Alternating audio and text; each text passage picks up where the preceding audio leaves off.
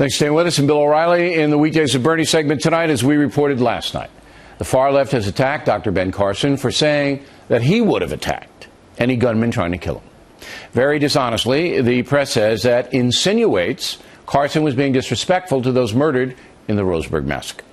Joining us now from North Carolina, purveyor of BernardGoldberg.com, Mr. Goldberg. And what say you about this, Bernie?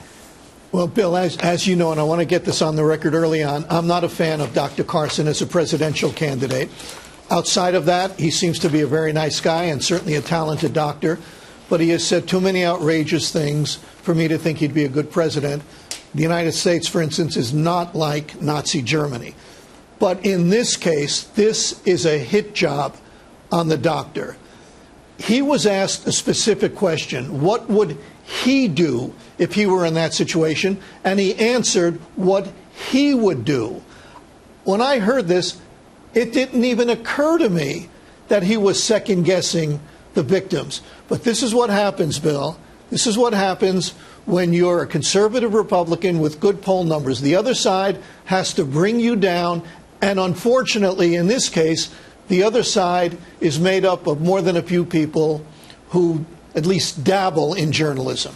Well, NBC picked it up, and the NBC reporter asked, are you insinuating the victims are responsible? They did, and I said this the other night. I don't want to belabor it. They did the exact same thing to me a few years ago when we were covering a murder case on the west side of Manhattan, and it was a young woman, 4:30 in the morning by herself, and I said during the discussion, that's not a good place to be at 4:30 in the morning. Oh, you're blaming the victim, and you're absolutely right. This is a organized campaign, exactly, to smear people with whom these far left idiots disagree. Right. That's it. No more. Yeah. Now, what about naming the shooter in the massacre? I did it on the breaking news night. On the breaking news night, because there was a lot of misinformation floating around, I said, here he is, here's how old he is, this is the shooter. But then from then on, I wouldn't mention his name. Okay.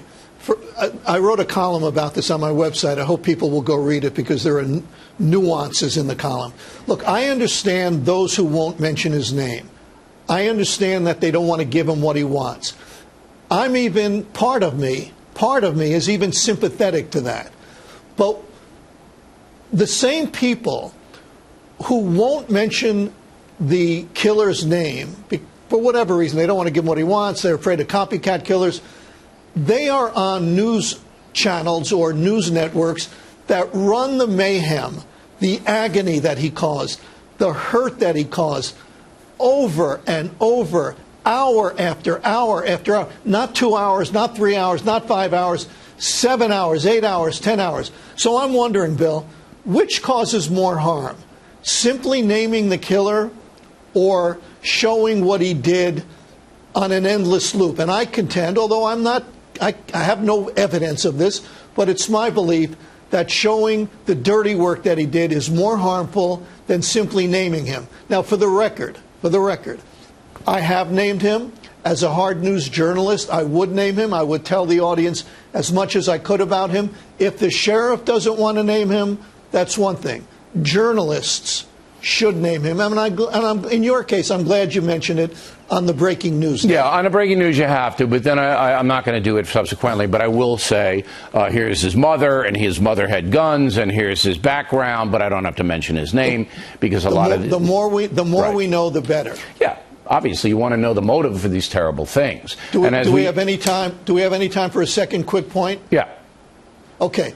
Let's assume that this killer wasn't this guy, but his name was Abdul Mohammed Ahmed. Everybody would be mentioning his name. But that's a terror component.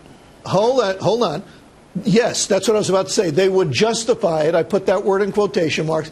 They would justify it by saying, wait a second, he's a terrorist. He's not a run-of-the-mill mass killer.